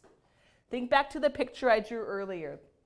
Okay, we have an answer for letter E, and they wrote true. Nice. Good. So some people did think the beluga whale is from Florida. Now what about F? The U.S. Navy, do they use dolphins? Do they not use dolphins? Yes, somebody wrote false. Thank you. Very good. So yes, the U.S. Navy does use dolphins. They do use dolphins. Maybe not super often, but at least sometimes. Okay. Well done, guys. We're almost done true or false. Let's just get rid of the top four. Okay. And F, let's see, G, almost finished. G. A Russian official said Russia would be unlikely to use beluga whales. True or false? So this is an official, so someone important in Russia. So they said, oh, Russia, no, they're probably not going to use beluga whales. True or false? What do you guys think? And H, last one. So that same Russian official said Russia would not write phone numbers down on a beluga. They would not write down phone numbers. True or false? What do you think? So I'll read the last little bit. He told the BBC, okay. So he said, even if there are military programs for using marine animals for Navy purposes, they are unlikely to be belugas. A Russian military official agreed. He told the BBC, if we were using this animal for spying, do you really think we'd attach a mobile phone number with the message, please call this number? So that's a rhetorical question. What do you guys think? Oh, I should clarify the first one. A Russian naval analyst downplayed any links the beluga might have for working in the military. So what do you guys think? Not seeing any answers coming in. That's all right. Okay, so G, it's tricky. But I might say false because it says a Russian official said Russia would be unlikely to use beluga whales. It wasn't a Russian official. It was A Russian naval analyst. Russian naval analyst. Okay, so a naval analyst is someone who's analyzing or studying ships in ocean military activities. So this is focusing on ships. Okay, so it wasn't a Russian official, it was a naval analyst who said it's not a beluga whale. Now for H. So a Russian official said Russia would not write down phone numbers. And someone said true, and that is correct. He did say that. He did say that. Okay, good stuff, guys. Well done, well done. So that's it for the true and the false. So now I think we get to move on to synonym match. Okay. Okie dokie, synonyms, you know what they are. Words that have similar meanings like happy and glad, sad, upset. Okay. Synonym match. Okie dokie. So we have, let's write down our words. Number 1, found. This might be pretty easy. Number 2, tame. I explained this word to you already, so you might know it. Number 3, likely. Number 4, Hamlet. This is another word I taught you guys, so you should know it. Number 5, escaped. Number 6, speculation. This could be a new word for you guys. Speculation. Number 7, missions. Number 8, purpose. Purposes, plural form. Purposes. Number 9, what do we have? Official. Official. And number 10, attach. All right. Let's switch up the pens. Give this one a bit of a breaky poo. Okay, so we have 10 words, and we gotta match them with the 10 words on the left side. Find the synonyms. Okay, found. What is a synonym for found? A word that is similar to found or has the same meaning. We got docile, village, reasons, conjecture, probable, affix, discovered, representative, assignments, and broke free. What do you guys think? Any thoughts? So try to find the word that is similar to found. I'll just write these up here. Do, do, do, do, do, do, do, do. Okay, and I can probably get rid of this St. Petersburg mess. All right, there we go.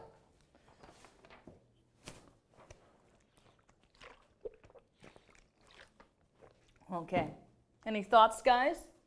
Any answers? Let's see. I don't think it should be too difficult for the first one. Somebody said discovered. Good job. Nice. Discovered. So found and discovered. Same meaning, and that's letter G. Okay. G. Tame. All right, I want you guys to do tame. That should be a fairly easy one. So what is tame? Any thoughts? Another word for tame. Someone wrote docile. Good. Yes, docile. Exactly. Docile, and that is letter A. Good job. Okay. So those two are kind of easy-ish. Likely. What is a synonym for likely? And I'd also like you to do Hamlet too, number 4 if you can. So I'm looking for likely and Hamlet. So don't delay, get your answers in today. All right, look at that guys, 20 minutes until lunchtime, woohoo! What are you gonna have for lunch today? I made green curry last night, so that's gonna be my lunch. Green curry leftovers. I'm actually looking forward to it. Should be yummy. Yummy, yummy in the tummy. Okay, so someone, let's see, anyone? I'm not seeing any answers yet. So, for likely, I was hoping for, let me see it, E, probable, which is letter E. So I was hoping someone would write probable, E. So for example, it is probable that it will rain tonight. It is likely that it'll rain tonight. Womp womp.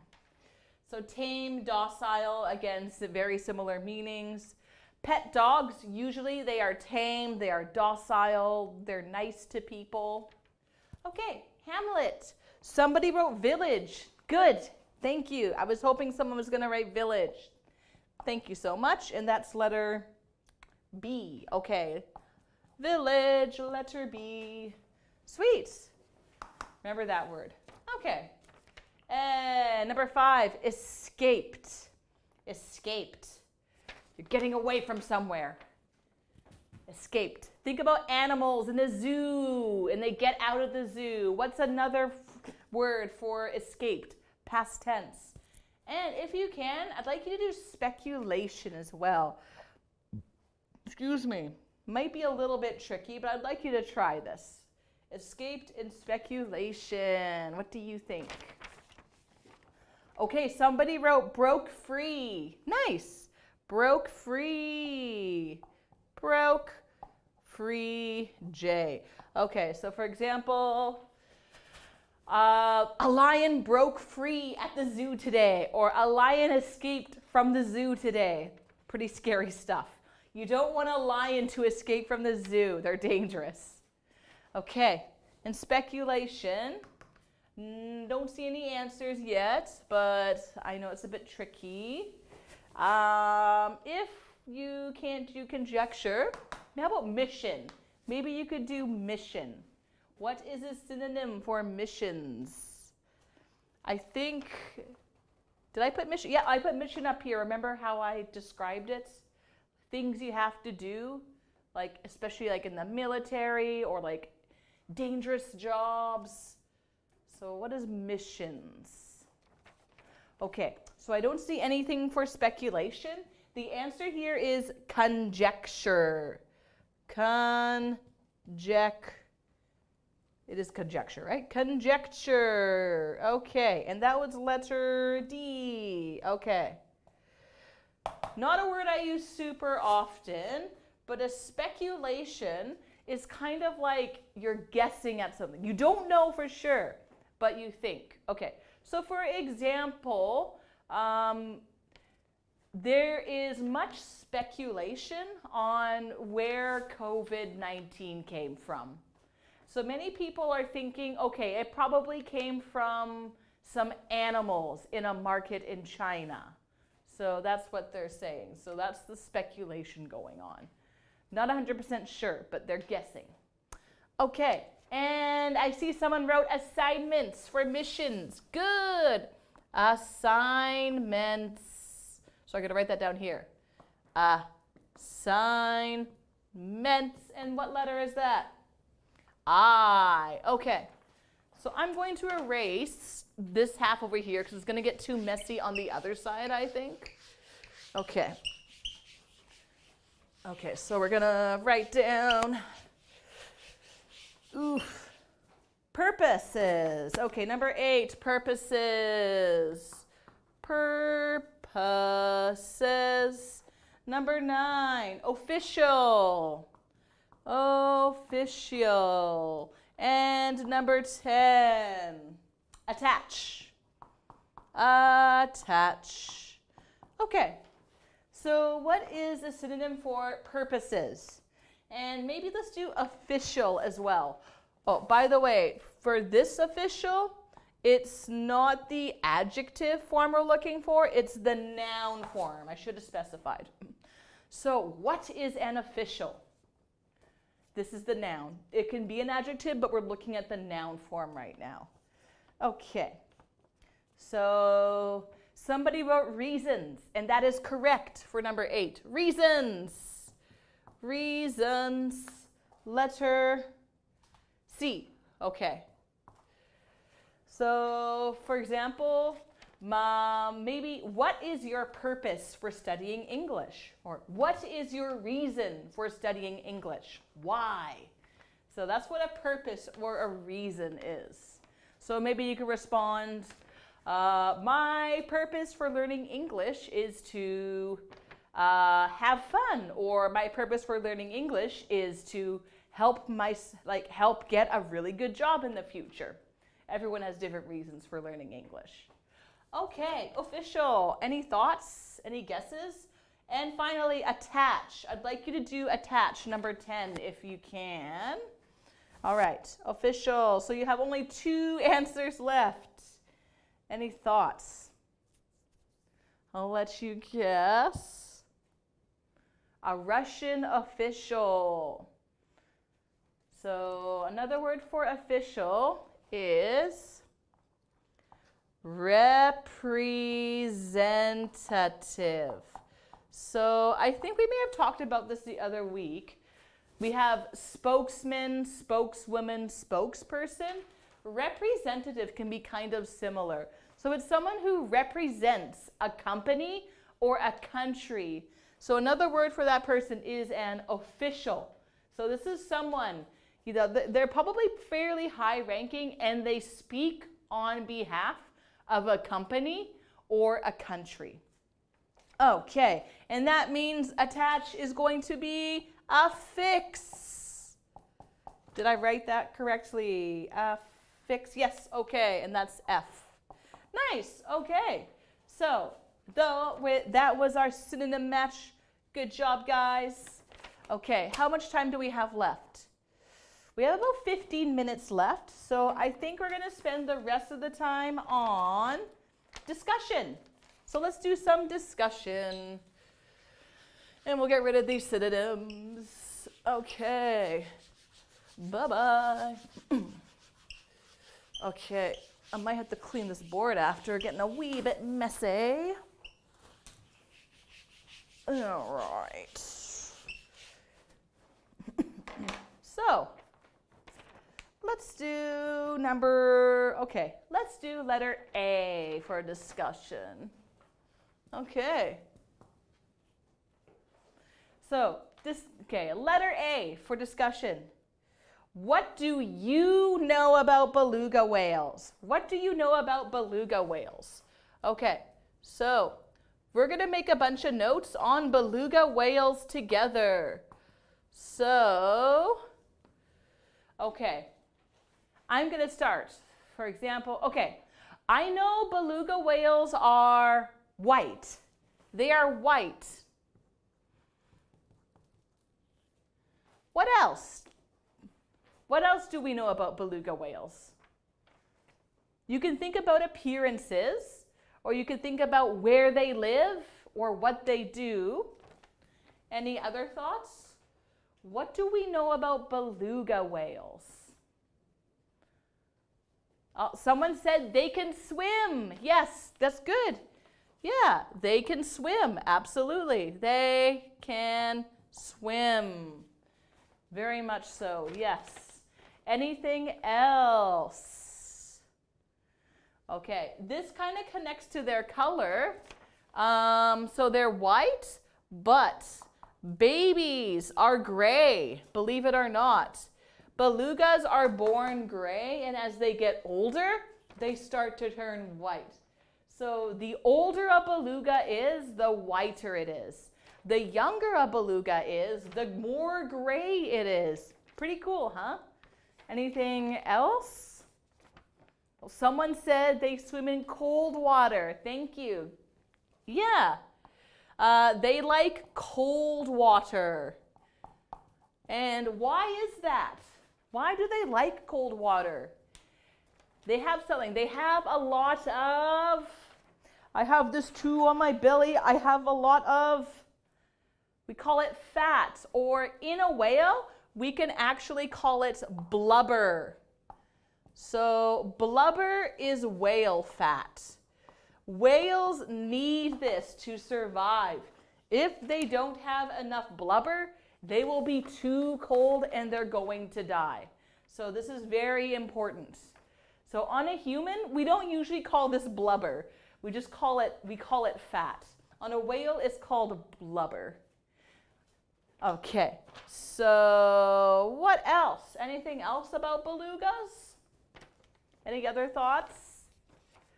Oh, someone said they are mammals. Very good. Yeah, absolutely. Belugas are mammals. You all know what a mammal is, correct? So mammals, usually they don't lay eggs. So they don't have eggs. They are warm-blooded, which means that they eat food and metabolize it to keep warm.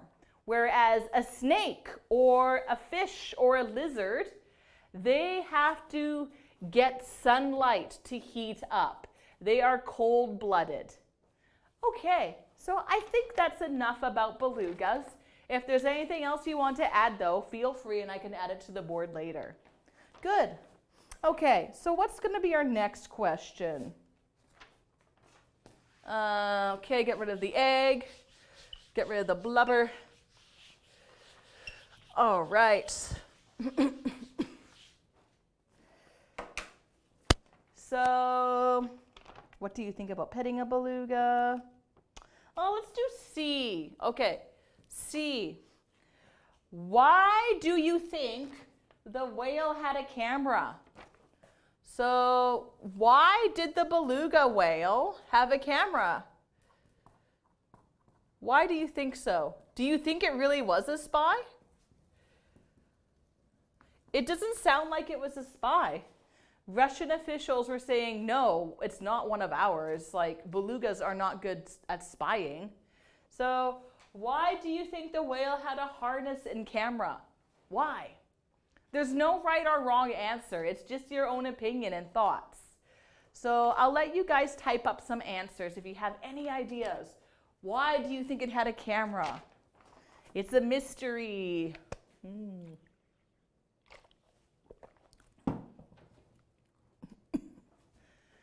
So I'll let you go ahead and give me some thoughts. What do you think?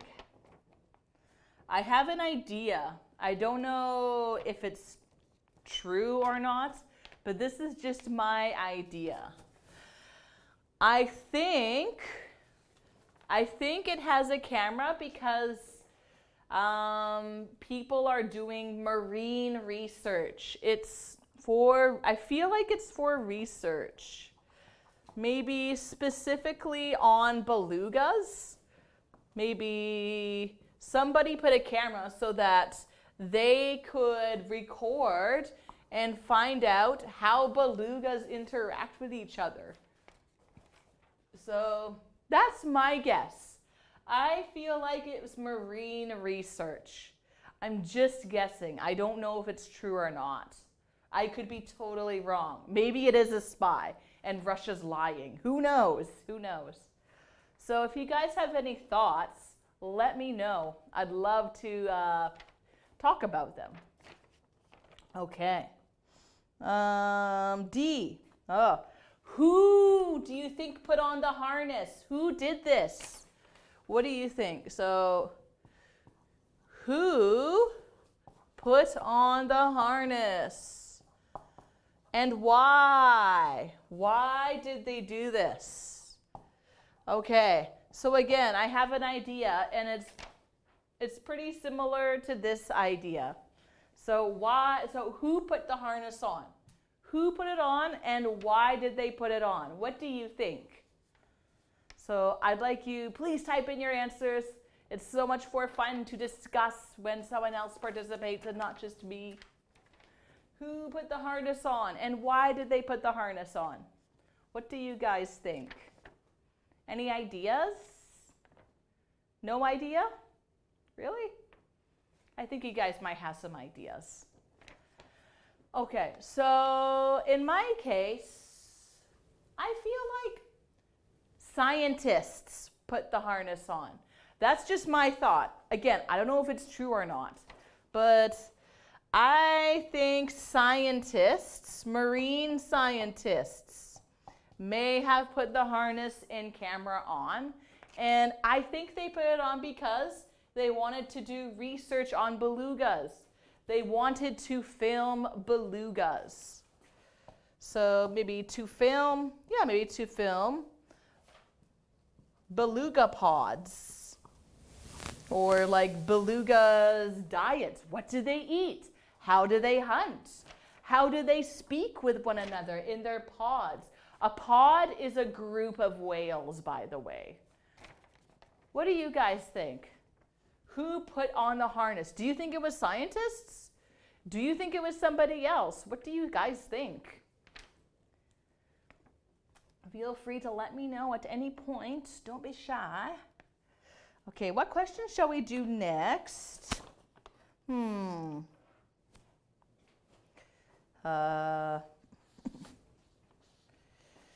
Let's see. Let's get rid of C. And I think let's do question number letter E. Let's do E. Excuse me. Okay. Do you think the St. Petersburg in the text on the harness is in Russia or the USA? Okay. So remember here on the harness, it said from St. Petersburg. So that's what it said. There's a little label on here, and it says from St. Petersburg. Now, do you think it's from Russia or the USA, Florida? So there is a St. Petersburg in Russia. There is a St. Petersburg in the USA. So this city is two cities. Which country do you think the beluga came from? What do you guys think? Do you think it was from Russia or do you think it was from the USA? I don't know. For me, it's kind of hard to say. But yeah, what do you guys think? There's like no right or wrong answer. Just we don't know for sure. It's just what your opinion. What do you think? Any thoughts? Okay, someone has said Russia. Good, thank you. So someone said Russia. Maybe. So me, I kind of think Russia as well because belugas like cold water. And so this beluga, so here's Russia. And then up here is Norway. Norway. So I think it's possible, that the beluga could have come from somewhere and then like gone over to Norway. So it's pretty cold up here. Now, let me get rid of D. So that seems probable because Norway and Russia have similar climates, like climates where belugas like to live. Now, okay, over here, so here's Canada, here's the United States, and here's Florida. Now, this is considerably further south. It's not cold here. The water is actually really warm. So it's kind of weird that a beluga would be hanging around down there. So the beluga would have to go all the way up here to Norway. Like it's not impossible, but it's a far distance. It's pretty far and it's warm here. So I don't know how likely it is that the beluga came from the USA, to be honest. Not impossible, but I feel like Russia might be a little bit more believable, in my opinion. Okay, I think we have time for one more question. Let's do letter F. What do you think of whales being used to spy? So what do you think about this? Do you think it's a good idea? Do you like it? Or do you think it's a bad idea? Like, what are your thoughts and opinions on this? Again, there's no right or wrong answer. It's just your own opinions. So for me, I don't know how I feel. I mean, the belugas probably not being hurt, it doesn't seem cruel, but it seems kind of sneaky that they would use an animal to spy on another country. I don't know why they would need to use an animal to spy on a different country, but hey, I guess every country has their reasons. Okay, guys. So that is basically it for our class today. So tomorrow, Friday, you're going to have Alan coming in to teach, and I'm actually going to be here on Monday. So Alan and I are going to switch it up a bit. So I'll be here on Monday and Tuesday next week. So I hope you all have a lovely weekend and have fun in class tomorrow. Thanks for tuning in. Bye-bye.